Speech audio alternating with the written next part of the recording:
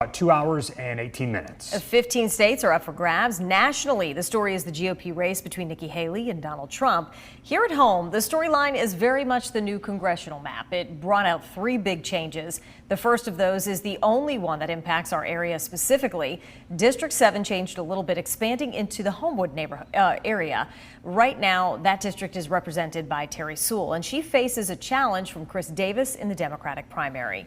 The winner will take on either Christian Horn or Robin Leidecker in the fall. All right, so the second change is the new map brings is a battle in District 1. The whole point of redrawing the lines was to create a second majority black district in the state. So here's the change. Barry Moore loses his seat.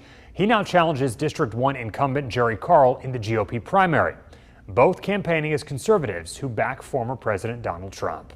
So with Moore's departure, this signals the arrival of a new representative in Congress. As we mentioned, whoever wins represents that second black majority district. The race in District 2 is crowded, to say the least. 8 Republicans are on the ballot on the GOP side. Another 11 people are running on the Democratic side. One of those on the Democratic side might be a familiar name. America Coleman currently serves as a state representative. WVTM 13's Magdala Lusant is following her campaign tonight. She joins us now live in Montgomery with more. Hey, Magdala.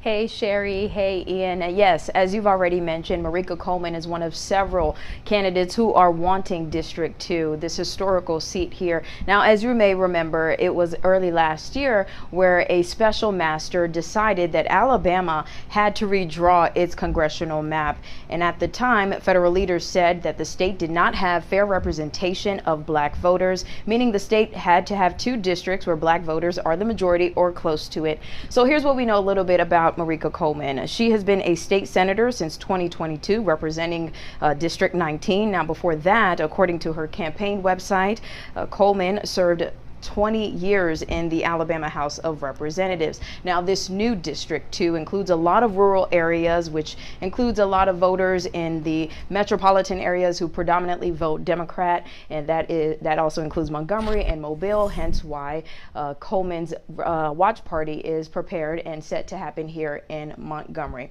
Now, aside from this, she resides in Birmingham, but the state does not require representatives to live in the district, just the state. So the watch party is set to happen at 7:30 shortly after the polls close today, and we will be here bringing you the latest from Marika Coleman's camp here and watch party here in Montgomery. We're live in Montgomery. I'm Magdala Lusant, WVTM 13.